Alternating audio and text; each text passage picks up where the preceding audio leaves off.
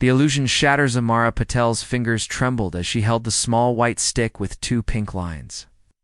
After 3 years of marriage, she and Vikram would finally have the family they'd dreamed about. She glanced at her watch, almost 7. Vikram had texted that his investment meeting was running late, something that had become frustratingly common these past few months. She decided to surprise him. Perhaps the news of impending parenthood would bring back the man who once rushed home to her. The evening air was cool against her skin as she walked. The 6 blocks to the glass-fronted building where Vikram's firm occupied the 11th floor. The security guard recognized her and waved her through with a smile. "Working late again, Mrs. Singh? Your husband's dedication is something else." Amara nodded, her throat suddenly tight. The elevator ascended silently, numbers blinking as floors passed. She thought of how to tell him. Perhaps she'd simply hand him the test. Watch his eyes light up with the realization. The investment firm was quiet, most desks empty. A cleaning woman nodded to her as she passed. Amara's heels clicked softly against the marble floor as she approached Vikram's corner office. Through the frosted glass, but she could make out 2 silhouettes. Vikram wasn't alone. She slowed her pace, suddenly hesitant. The door was slightly ajar, voices drifting out. "What about your wife?" A woman's voice, soft and intimate. "Amara understands my ambitions. She's always known my career comes first." Vikram's voice was dismissive in a way Amara had never heard before. "And if she found out about us, she won't." Amara sees what she wants to see. It's one of her more convenient qualities. The pregnancy test felt heavy in Amara's pocket as something inside her crumbled. She pushed the door open wider, silently. Vikram sat on his desk, his back to the door. Between his legs stood Prisha Kapoor, his assistant of 6 months. Her hands rested on his chest, her lipstick smudged. They both turned at Amara's involuntary gasp. Prisha jumped back, smoothing her skirt. Vikram's expression shifted from shock to controlled composure with practiced ease. "Amara," he said, standing straight. "Isn't what I think," Amara finished, surprised by the steadiness of her voice. "I think it's exactly what it appears to be." Prisha grabbed her purse. "I should go." "Stay," Amara said. "I'm leaving." Vikram approached her, hands outstretched. "Amara, be reasonable. We can talk about this at home." She stepped back. 3 years, Vikram. 3 years of believing your excuses. The late meetings, the business trips, the urgent client dinners. She shook her head. "Came to share news with you, but now I see. It doesn't matter." "What news?" His brow furrowed, genuine curiosity breaking through his controlled facade. Amara reached into her pocket, placed the pregnancy test on his desk, and turned away. "Amara, wait," Vikram called after her. "You can't just—" But she was already walking toward the elevator, her mind surprisingly clear. In the reflection of the closing elevator doors, she caught a glimpse of herself as dry, shoulders straight. The woman looking back at her seemed different somehow, stronger. By the time she reached the street, Amara knew exactly what she needed to do. Silent departure. Amara moved through their penthouse apartment like a ghost. It was 2 a.m., and Vikram had finally fallen asleep after hours of calling, texting, and eventually coming home drunk. Alternating between pleading and anger, she had pretended to sleep through his emotional storm, lying rigid on the far edge of their bed. Now, with his snores filling the bedroom, she carefully packed essentials into a single suitcase. Clothes, important documents, her grandmother's, gold bangles. From their joint account, she transferred a modest sum enough to sustain her for a few months, but not so much that Vikram would notice immediately. The rest of her personal savings remained untouched in an account Vikram knew nothing about. Amara paused at their wedding photos. For a moment she saw herself as she had been, 26, starry-eyed, believing Vikram Singh represented everything she'd ever wanted. The successful businessman who'd pursued her relentlessly, showering her with attention until she'd fallen completely in love. She placed the photo face down and continued packing. By dawn, she was on a train heading west. School, where she taught English literature, was brief. A family emergency required her immediate resignation. Her letter to Vikram was briefer still. "Don't look for me. The train rocked gently as landscapes blurred past. Amara's hand rested on her still flat stomach. "It's just us now," she whispered. Her phone buzzed constantly until she finally turned it off and removed the SIM card. Freedom felt terrifying and exhilarating all at once. 3 days later, she arrived in Sapphire Cove, a small coastal town where tourism sustained the economy. She'd visited once during collegiate weekend trip with friends long forgotten. The place had stayed with her, though. The rhythm of waves against shore, salt-laden air, and most importantly, anonymity. She rented a modest cottage overlooking the water, paying 3 months in advance with cash. The elderly landlord, Mrs. D'Souza, asked few questions beyond confirming Amara wasn't running from the law. "Just a fresh start," Amara had said. "Good," Mrs. D'Souza replied. "This town specializes." In those within 2 weeks, Amara secured a position at the local bookstore. The owner, Rajiv Mehta, a man in his 60s with kind eyes and a permanent ink stain on his right index finger, hired her after a brief conversation about Russian literature. "You're overqualified," he'd said bluntly. "But I sense you need this. More than I need an employee who can quote Dostoevsky." Her days took on a gentle rhythm. Mornings at the bookstore, afternoons spent preparing for the babies, evenings walking along the shore. Her body changed, rounding with new life. While her mind slowly began to heal, she made one friend, Dr. Leila Sharma. Her obstetrician, a woman with a quick laugh and eyes that missed nothing. Twins, Dr. Sharma had announced during her first ultrasound, a boy and a girl, both healthy. Amara had wept then, for the first time since leaving Mumbai. "No father in the picture?" Dr. Sharma asked gently. "No," Amara replied, wiping her tears, "and that's for the best." As her 6th month approached, Amara received an unexpected letter forwarded through her former school. The handwriting was, "Vikrams, I know you won't believe me, but I'm sorry. I've hired investigators. I will find you, Amara. These are my children, too." She burned the letter that night on the beach, watching the paper curl and blacken, becoming nothing more than ash carried away by the tide. "He won't find us," she promised her unborn children. But a whisper of doubt had crept in, settling uncomfortably beside her determination. Roots and Solitude, Amara's twins, arrived during a spectacular monsoon storm. The hospital windows rattled with rain and wind as she labored through 18 hours, Dr. Sharma's steady presence guiding her through each contraction. Mrs. D'Souza had driven her to the hospital and remained stubbornly in the waiting room despite Amara's insistence that she'd go home. "First rule of Sapphire Cove," the old woman had said, "nobody faces important moments alone." At 3:47 a.m., Amara's daughter entered the world with a powerful cry. Her son followed 7 minutes later, quieter but alert, his dark eyes seeming to take in everything. Exhausted but euphoric, Amara held them both against her chest, overwhelmed by the fierce love that surged through her. "Kiara and Rohan," she whispered, names she'd chosen months ago. "We made it." Dr. Sharma completed the birth certificates, pausing at the space for father's name. "Leave it blank," Amara said firmly. "Are you certain?" Dr. Sharma asked. "It's easier to remove a name later than add one." Amara looked down at her children's perfect faces.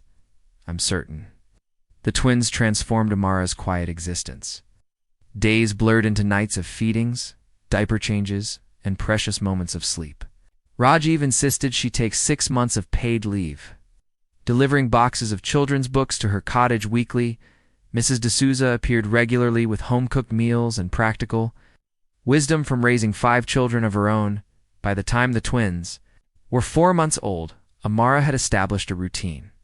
Mornings were spent at the beach during low tide. The babies secured in a double stroller, fascinated by the play of sunlight on water. Afternoons were for naps and reading aloud, everything from Shakespeare to Dr. Seuss. Evenings, she would wrap them against her body and walk through town, her presence a shield against loneliness. At the twins' 6-month checkup, Dr. Sharma mentioned the town's need for an English teacher at the local school. The position starts next term. The pay is decent, and they'd allow you to bring the twins. The principal's office connects to a small room perfect for a nursery. Mara hesitated. "I've been careful about establishing a presence here." Dr. Sharma understood the unspoken concern. Vikram, Mara nodded. No contact since that letter, but ... Sapphire Cove protects its own, Dr. Sharma said. Think about it. You're wasted at the bookstore, talented as you are. When the twins turned 7 months old, Amara accepted the teaching position. The school was small, but vibrant. Her students teenagers, with salt-crusted hair and dreams bigger than their town reminded her why she'd loved teaching. The months passed. Kiara took her first steps at 11 months, Rohan following 2. Days later, determined not to be outdone. Their first words came soon after. Book 4, Rohan, Wave for Kiara. Both perfect reflections of their daily lives. On their first birthday, Amara hosted a small gathering at their cottage. Rajiv brought a cake shaped like a stack of books. Mrs. D'Souza gifted hand-knitted sweaters for the inevitable coastal chill.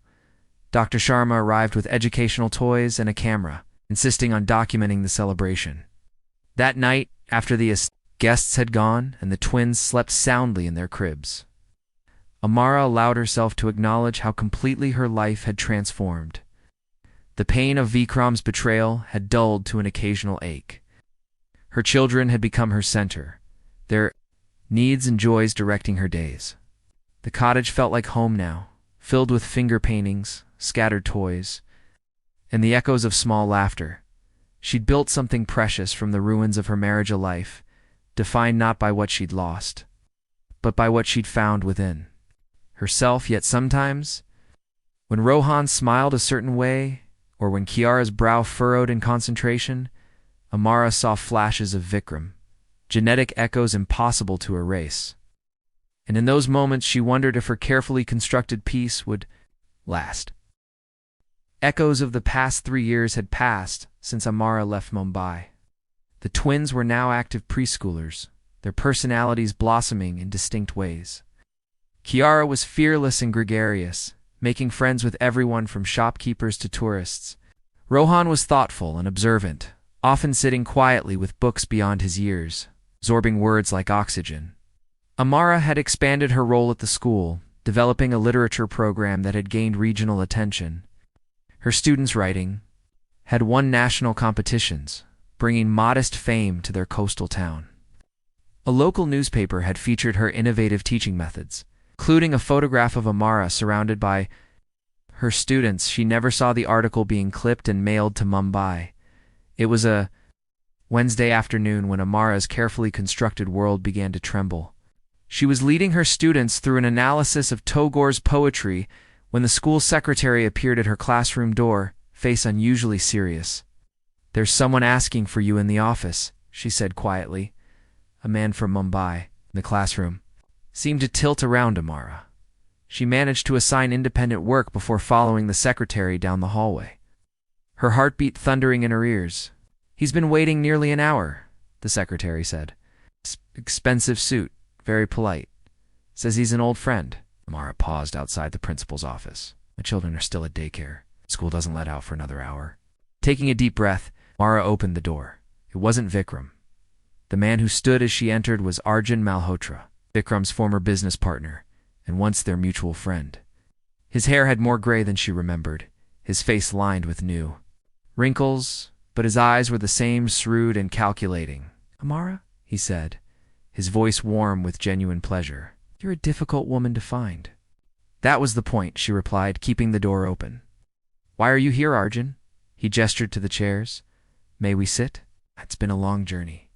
Against her better judgment, Amara closed the door and sat across from him, maintaining distance. "Vikram didn't send me," Arjun said immediately. "But in fact, he has no idea I'm here." "Then why?" "I saw your picture in a literary journal, recognized you immediately." He smiled slightly. "You've built quite a life here, if you've come out of some."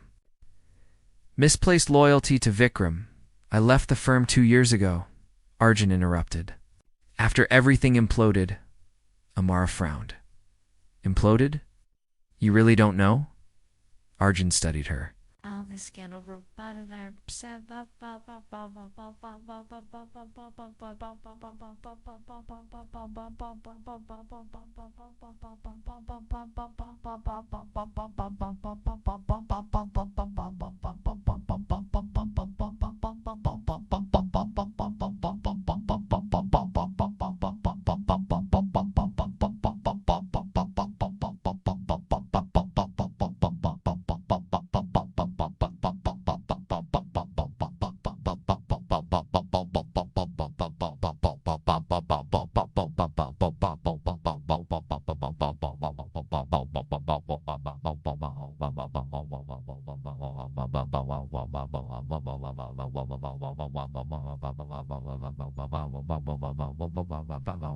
Vikram and Prisha were caught embezzling client funds.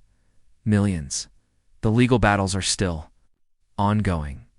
The information hit Amara like a physical blow. Had no idea he lost everything. Firm, his reputation, most of his assets. Arjun paused. He still talks about you. And the children he's never met.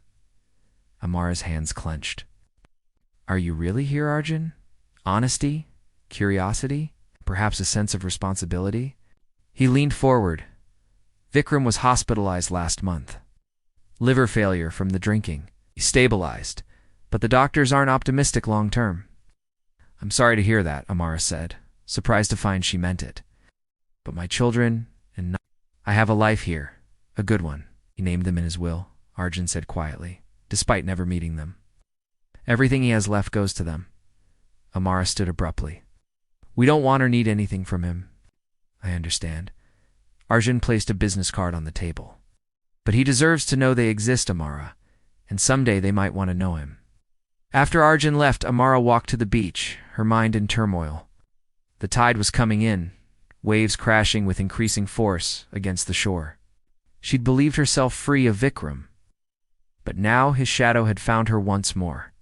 That evening, as she watched the twins building sandcastles, their small hands working with serious determination, a familiar figure approached along the shoreline. Her heart stopped.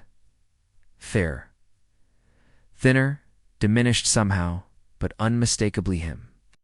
Their eyes met across the sand, and in that moment, Mara knew her carefully constructed piece was about to face its greatest test.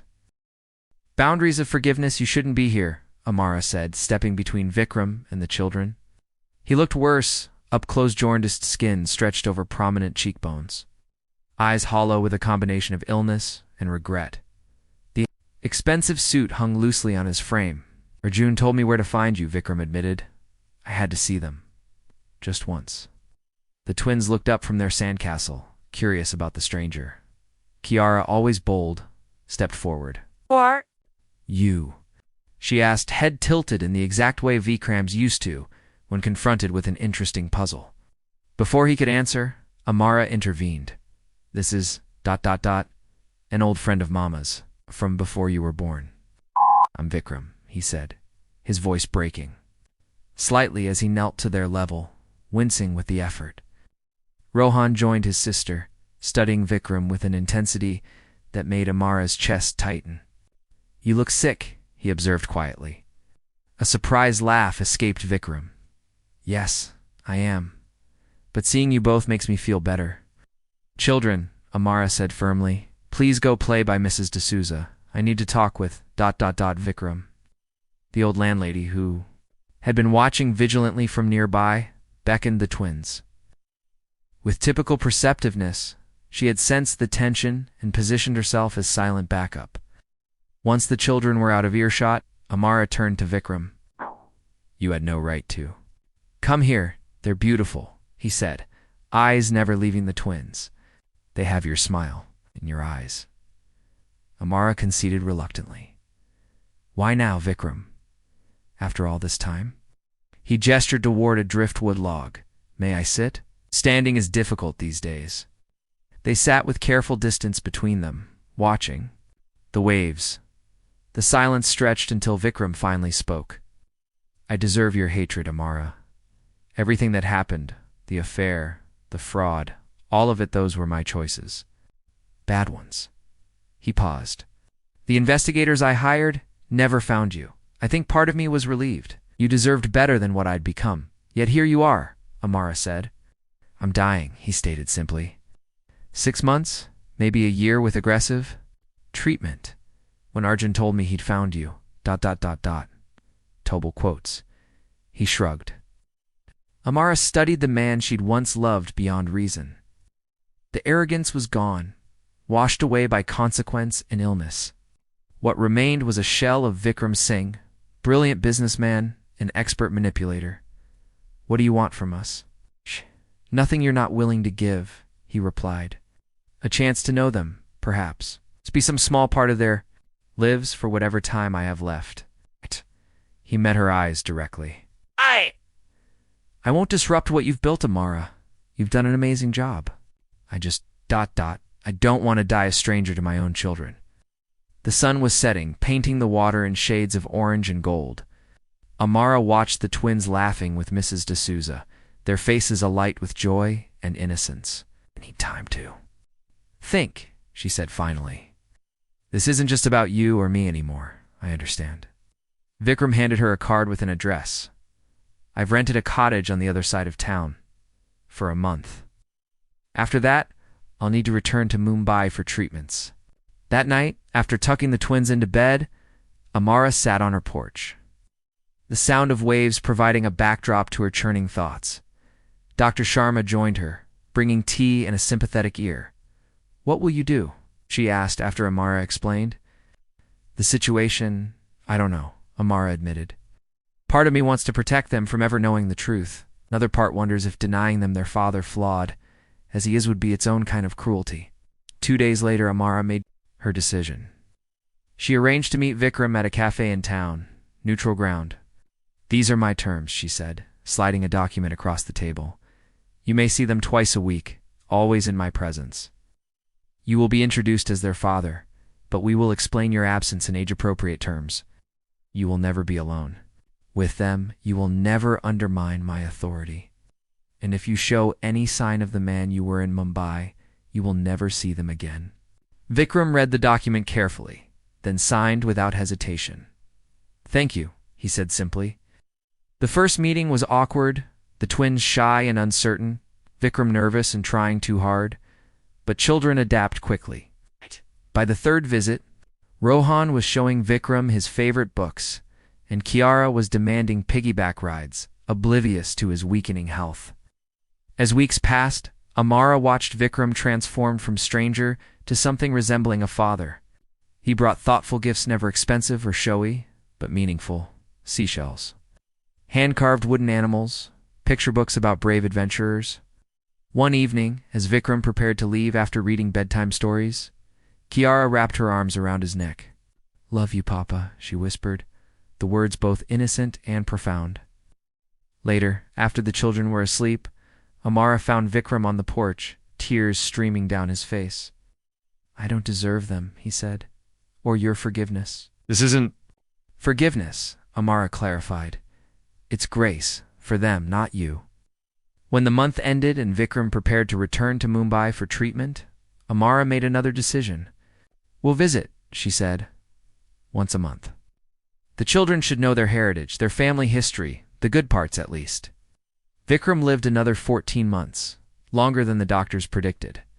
He used that time well, creating memories with his children, documenting family stories, establishing trust funds for education that Amara reluctantly accepted. On his final day with Amara and the twins at his hospital bedside, Vikram found the strength to sit up and speak clearly. Remember that Papa loved you, he told the confused 4-year-olds. And your mother is the strongest, most incredible person I've ever known. Listen to her always. After he was gone, Amara took the twins to the beach at Sapphire Cove. As they watched the sunset, Kiara asked, Is Papa with the stars now? Yes, Amara answered, finding peace in the truth, and part of him will always be with us. Thoughtful as ever, took her hand. We'll be okay, Mama. We have you. Amara gathered her children close. These precious lives born from both betrayal and love. They had all been transformed by forgiveness, not the easy kind that erases wrongdoing, but the complicated, messy grace that acknowledges pain while making room for healing. As the first stars appeared above the darkening water, Amara realized that her journey had never been about escaping Vikram. It had been about finding herself the woman strong enough to raise children alone, brave enough to establish boundaries, and wise enough to know when to hold firm and when to bend. "Yes," she whispered into the gathering night. "We'll be more than okay."